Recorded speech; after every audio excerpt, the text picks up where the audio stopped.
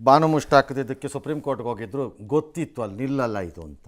ಪದೇ ಪದೇ ಹೇಳಿದ್ರು, ಕೇಳದೆ ಸುಮ್ಮನೆ ತೆವಲು ತೀರ್ಸ್ಕೊಳಕ್ಕೆ ಹೋಗಿದ್ರು ಅಂತ ನನ್ನ ಅಭಿಪ್ರಾಯ ಅಷ್ಟೇ. ಇದೆಲ್ಲ ಕೋರ್ಟಿಗೆ ಹೋಗ್ಬಾರ್ದಾಗಿತ್ತು.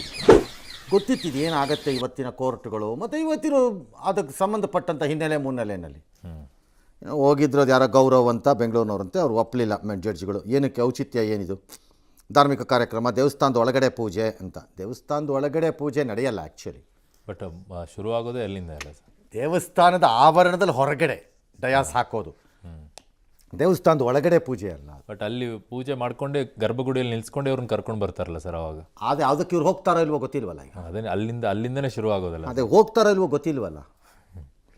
ಹಾಂ, ಈಗ ಸುಪ್ರೀಂ ಕೋರ್ಟ್ ಏನು ಹೇಳಿದೆ, ಅವ್ರನ್ನ ಆಯ್ಕೆ ಮಾಡುವಂಥ ಅಧಿಕಾರ ಸರ್ಕಾರಕ್ಕಿದೆ ಅಂತ.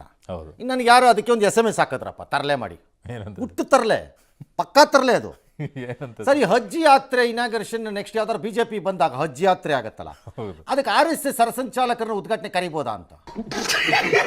ಸ್ವಲ್ಪ ಸುಮ್ಮನೆ ಫೋನು ಅದು ಸರಿ SMS ಅಲ್ಲಿ ಅದು ಸರ್ಕಾರ ಇದೆಯಲ್ವಾ ಸರ್. ಅದೇ C, this is what happens, this is how we create things. ಹಿಂಗೆ ಮಾಡೋದು ನಾವು. ಏನು PTKಯಲ್ಲಿ ಏನಿದೆ ಅಂತ ನಿಮಗೆ ಗೊತ್ತಿಲ್ವಾ ಅಂತ. ಇದೆಲ್ಲ ಯಾರು ಕೋರ್ಟ್ ಕೇಳಿರೋದು. ಸಂವಿಧಾನದ ಪ್ರಸ್ತಾವನೆ ಎಲ್ಲರಿಗೂ ಗೊತ್ತಿದೆ, ಸಂವಿಧಾನದ ಪ್ರಸ್ತಾವನೆ ಏನಿದೆ, PTKಯಲ್ಲಿ ಏನಿದೆ ಅಂತ ಯಾರಿಗೂ ಗೊತ್ತಿಲ್ಲ ಅಂತ ಏನಿಲ್ಲ. ಕೋರ್ಟ್ ಅದನ್ನು ಅಷ್ಟೊಂದು ಹೇಳೋದಿಲ್ಲ. ಇಲ್ಲಿ ಪ್ರಶ್ನೆ ಬಂದಿರೋದು ಮುಸ್ಲಿಮ್ಗಿಂತ ಬಂದಿದ್ದಿದ್ದು, ಹೌದು, ಮುಸ್ಲಿಂ ಕ್ರಿಶ್ಚಿಯನ್ಗಿಂತ ಎಸ್, ಆಕೆಯ ನಂಬಿಕೆ ಪ್ರಶ್ನೆ.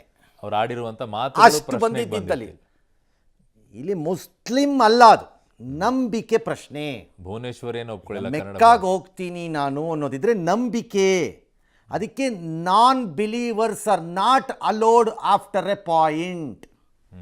ಎಸ್, ನಾನ್ ಬಿಲೀವರ್ಸ್, ನಂಬಿಕೆ.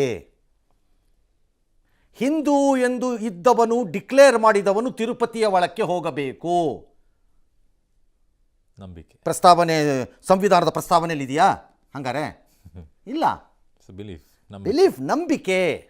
ಎಸ್, ಇದು ನಂಬಿಕೆಯ ಭಾಗವಾಗಿ ಉದ್ಭವವಾಗಬೇಕಾಗಿದ್ದ ಪ್ರಶ್ನೆ. ಅದನ್ನು ಇವರೆಲ್ಲ ಸೇರ್ಕೊಂಡು ಏನು ಮಾಡಿಬಿಟ್ರು, ಮುಸ್ಲಿಂ ಅಂತ ಮಾಡಿ ಇಟ್ಕೊಂಡ್ಬಿಟ್ರು. ಬೆಂಗಳೂರು ಗುಂಡಿ ಊರು ಆಗ್ಬಿಟ್ಟಿದೆ. ಹಾಂ ಸರ್, ತೊರಿತೀವಿ ಅಂದಿದ್ರು. ಹಾಂ, ಹೇಳಿ ಹೇಳಿ. ಸೊ ಬೆಂಗಳೂರು ತೊರೆಯೋದಾಗಿ ಕಂಪನಿಗಳು ಹೇಳಿದ್ರು, ಬ್ಲ್ಯಾಕ್ ಮೇಲ್ಗೆಲ್ಲ ನಾವು ಜಗ್ಗಲ್ಲ ಅಂತ DCM DK ಶಿವಕುಮಾರ್ ಹೇಳಿದ್ರಲ್ಲ, ಅದೆಲ್ಲ ಟೀಕೆಗೆ ಗುರಿ ಆಗ್ಬಿಟ್ಟಿದೆ ಈಗ. ಇದೆಲ್ಲ ಹಗುರ ಮಾತ್ರಿ ಅಂತ BJP ಅವರು ಕಿಡಿಕಾರಿದ್ದಾರೆ. ಇನ್ನು ಸೆಪ್ಟೆಂಬರ್ 24ಕ್ಕೆ ಒಂದಿಷ್ಟು ರಾಜ್ಯಾದ್ಯಂತ ರಸ್ತೆ ತಡೆ ಎಲ್ಲ ಮಾಡೋಕೆ ಮುಂದಾಗಿದ್ದಾರಂತೆ. ಉದ್ಯಮಿಗಳಿಗೆ ಬ್ಲ್ಯಾಕ್ ಮೇಲ್ ಮಾಡಿರೋದು ದುರಂಕಾರದ ಪರಮಾವಧಿ ಅಂತೆಲ್ಲ ಟೀಕೆ ಮಾಡಿದ್ದಾರೆ. ಈ ಕಡೆಗೆ ಆಂಧ್ರ ಸಚಿವ ನಾರಾ ಲೋಕೇಶ್, ಬನ್ನಿ ಈ ಕಡೆಗೆ ನಾವೆಲ್ಲ ಜಾಗ ಕೊಡ್ತೀವಿ ಅಂದಿದ್ರಲ್ಲ, DK ಟಾಂಗ್ ಕೊಟ್ಟಿದ್ದಾರಂತೆ. ನಮ್ಮ ಜನರ ಕುಂದು ಕೊರತೆ ವಿಚಾರಕ್ಕೆ ಬ್ಲ್ಯಾಕ್ ಮೇಲ್ ಅನ್ನಲ್ಲ, ನಮ್ಮ ಜನರ ಘನತೆಯಿಂದ ನಡೆಸ್ಕೊಳ್ತೀವಿ ಅಂತೆಲ್ಲ ಹಚ್ಚಿದ್ದಾರೆ. ಬಟ್ ಎಲ್ಲ ಸೋಷಿಯಲ್ ಮೀಡಿಯಾದಲ್ಲಿ ಫಾಸ್ಟ್ ನಮಗೆ ಜಾಗ ಕೊಡ್ರಿ, ಕೆಲಸ ಕೊಡ್ರಿ ಅಂತ ಅಲ್ಲಿ ಯುವಕರೆಲ್ಲ ಕೇಳ್ತಾ ಇದ್ದಾರೆ. ಫಸ್ಟ್ ಆಫ್ ಆಲ್, ನನ್ನ ಪ್ರಕಾರ DK ಅದನ್ನು ಬ್ಲ್ಯಾಕ್ ಮೇಲ್ ಅಂತ ತಗೊಳ್ಳೇಬಾರ್ದಾಗಿತ್ತು. ಉದ್ಯಮಿಗಳು ಇಷ್ಟೆಲ್ಲ ಬ್ಲ್ಯಾಕ್ ಮೇಲ್ ಮಾಡಬಾರ್ದು. ಅದನ್ನು ಬ್ಲ್ಯಾಕ್ ಮೇಲ್ ಅನ್ನೋ ಪದ ಅವ್ರು ಬಳಸಿದ್ದೇ ರಾಂಗ್. ಅದು ಬಳಸಲೇಬಾರ್ದಾಗಿತ್ತು. ಅದನ್ನು ಅದರ ಬದಲಾಗಿ ಬೇರೆ ಅದರ ಪದ ತೊಗೋಬೇಕಾಗಿತ್ತು. ಓಕೆ. ಎರಡನೇದು, ಈ ಅವನು ಯಾರೋ ಒಬ್ಬರು ನಾವು ಹೋಗ್ತೀವಿ, ಅಲ್ಟಿಮೇಟ್ಲಿ ನಾವು ಹೋಗಬೇಕು ಅಂದರೆ ಹೋಗ್ತಾರೆ, ಕಾರಣ ಬೇಕಾಗಿಲ್ಲ ಹೋಗೋದಾದ್ರೆ. ಮೂರನೇದು, BJPಯವರು ಕಿಡಿಕಾರಿದ್ದಾರೆ ಅಂತ ಅಂತಾರಲ್ಲ, ಆಯಿತು, CM DK ಶಿವಕುಮಾರ್ ಹೇಳಿದ ಪದ ರಾಂಗ್ ಇರಬಹುದು, ನೀವು ಕಡ್ದಿದ್ದೇನು? ಇವ್ರ ಕಾಲದಲ್ಲೂ ಅದೇ ಗುಂಡಿಗಳು ಕಡ್ದಿದ್ದೇನು? ನೀವು ಜನನ ಬ್ಲ್ಯಾಕ್ ಮೇಲ್ ಮಾಡಲಿಲ್ವಾ ಹಂಗಾರೆ? ಅವಾಗ್ಲೂ ಉದ್ಯಮಿಗಳು ಹೇಳಿದ್ರಲ್ಲ ಸರ್, BJP ಅವಧಿಯಲ್ಲಿ ಅವಾಗಲೂ ಹೇಳಿದ್ರಲ್ಲ. ಆಗ ಚೆನ್ನಾಗಿತ್ತಾ ರಸಗುಲ್ಲ? ಈಗ ರಸಗುಲ್ಲ. ಆಗ ನಿಮ್ಗೆ ಯಾರಿಗೂ ಮಾರಲ್ ರೈಟೇ ಇಲ್ಲ ನಿಮಗೆ ಕೇಳಕ್ಕೆ. ಹೌದು. Lastly the so called minister ಅಂತ ಕರೆಸ್ಕೊಳ್ಳೋ ಅಂತ ಇನ್ನೊಂದು ಬಾಟ್ಲ ಬೇಬಿ ಇವನು ಅವ್ರ ಅಪ್ಪನ ಹೆಸರಲ್ಲಿ ಅಧಿಕಾರ ತಗೊಂಡು ಬುರುಡೆ ಮಾತಾಡೋದ್ರಲ್ಲಿ ಎಕ್ಸ್ಪರ್ಟ್ ಆದಂಗೆ ಕಾಣುತ್ತೆ.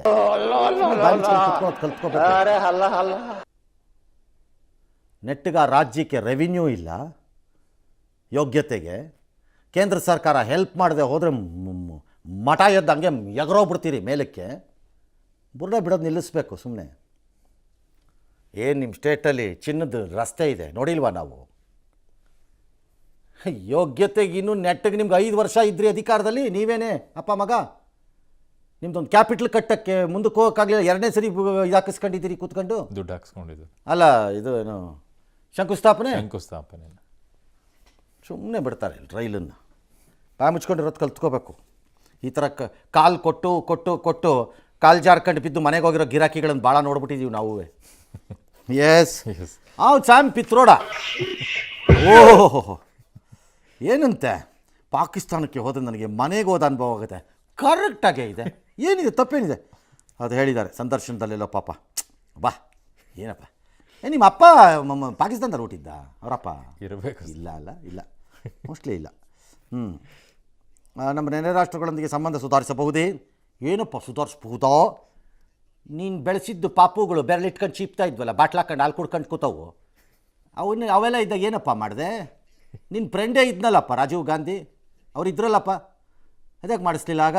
ಹೋಗೋ ಇಂಪ್ರೂವ್ ಮಾಡ್ಬಿಡ್ತೋ, ಯಾಕಾಗಲಿಲ್ಲ? ಅದೇ ಹೇಳದ್ನಲ್ಲ, ಹಿಂಗೆ ಅನ್ಕೊಂಡು ಬಂದ್ಬಿಟ್ರೆ ಆಗಲ್ಲ ಇಲ್ಲಿ. ಏನು ಹಂಗೆ ನೋಡ್ತೀಯಾ? ಸುಮ್ಮನೆ ಇಂಥ ಬೋರ್ಡ್. ಕಾಂಗ್ರೆಸ್ಸಲ್ಲಿ ಭಾಳ ಮಜಾ ರೀ. ಪಾಪ ರಾಜಣ್ಣ, ಯಾಕೆ ಸರ್? ರಾಜಣ್ಣ ಪಾಪ ರೀ, ಪಾಪ ಅಂದ್ಬಿಟ್ರೆ ಮಂತ್ರಿ ಬೇಜಾರಾಗೋಯ್ತು ನನಗೆ ಮನ್ಸಿಗೀಗ. ಮಂತ್ರಿ ಸ್ಥಾನ ಅಲ್ರಿ, ಒಂದು ಪದ ಹಿಂಗೆ ಹಂಗೆ ಅಂತ ಮಾಡಿದ್ದಕ್ಕೆ ರಾಹುಲ್ ಗಾಂಧಿ ಇದಕ್ಕೆ ಒಂದು ಎಕ್ಸ್ಪ್ಲನೇಷನ್ನು ಕೇಳದೆ ಮಂತ್ರಿಗಿರಿಯಿಂದ ಕಿತ್ತು ಬಿಸಾಕ್ಬಿಟ್ರಿ. ಹೌದು, ಪಾಪ ಮಂತ್ರಿ ಸ್ಥಾನನೇ ಹೊರಟೋಯ್ತು. ಅವ್ರನ್ನ ಎಸ್ತ್ಬಿಟ್ರು ತಗೊಂಡೋಗಿ ಅಲ್ವಾ? ಹೌದು ಹಾಂ ಹೌದು. ಇನ್ನು ಡಿ ಕೆ ಏನೋ ಹೇಳಿದ್ರು, ಏನು ಮಾಡಲಿಲ್ಲ, ಎಲ್ಲ ಸೈಲೆಂಟಾಗಿ ಇದ್ಬಿಟ್ರಿ. ಹೌದು. ಈ ಈ ಈ ಶ್ಯಾಮ್ ಪಿತ್ರೋಡ ಎಂಬಂತಹ ಡಾ ಪದೇ ಪದೇ ಪದೇ ಪದೇ ಇಂಥ ಕಚಡ ಕೆಲಸ ಮಾಡ್ತಾನೇ ಇರ್ತಾರೆ. ಕಾಂಗ್ರೆಸ್ನಲ್ಲಿ ಒಬ್ಬರು ಮಾತಾಡಲ್ಲ, ನಮಗೆ ಗೊತ್ತೇ ಇಲ್ಲ ಅನ್ನೋ ಟೈಪಿಂಗ್ ಓಡಾಡ್ತಿರ್ತಾರೆ. ಯಾಕೆ ಸರ್ ಅವ್ರು ಹೇಳಿದ್ದು ಕರೆಕ್ಟು ಅಂತ ಒಪ್ಕೊಳ್ತಾರೆ ಸರ್, ಹಂಗೆ ಅನಿಸುತ್ತೆ ಅಲ್ಲ ಸರ್ ಪಕ್ಷದಲ್ಲಿ? ಕಾಂಗ್ರೆಸ್ಸಲ್ಲಿ ಯಾರಿಗೆ ಮಾತ್ರ ಮರ್ಯಾದೆ ಇರೋದು ಅನ್ನೋದು ಗೊತ್ತಾಗತ್ತೆ. ಅವತ್ತೇ ಬಡ್ಕಂಡೆ ನಾನು, ಸೋನಿಯಾ ಗಾಂಧಿ ಟೀಕೆ ಮಾಡಬೇಡಿ, ಬಾಯಿ ಮುಚ್ಕೊಂಡಿರಿ. ರಾಜೀವ್ ಗಾಂಧಿ ರಾಹುಲ್ ಗಾಂಧಿ ಟೀಕೆ ಮಾಡಬೇಡಿ, ಬಾಯಿ ಮುಚ್ಕೊಂಡಿರಿ. ಪ್ರಿಯಾಂಕಾ ಗಾಂಧಿ ಟೀಕೆ ಮಾಡಬೇಡಿ, ಬಾಯಿ ಮುಚ್ಕೊಂಡಿರಿ. ರಾಬರ್ಟ್ ವಾದ್ರಾ ಟೀಕೆ ಮಾಡಬೇಡಿ, ಬಾಯಿನ ಡಬಲ್ ಮುಚ್ಕೊಂಡಿರಿ. ಮತ್ತು ಶ್ಯಾಮ್ ಪಿತ್ರೋಡ ಬಗ್ಗೆ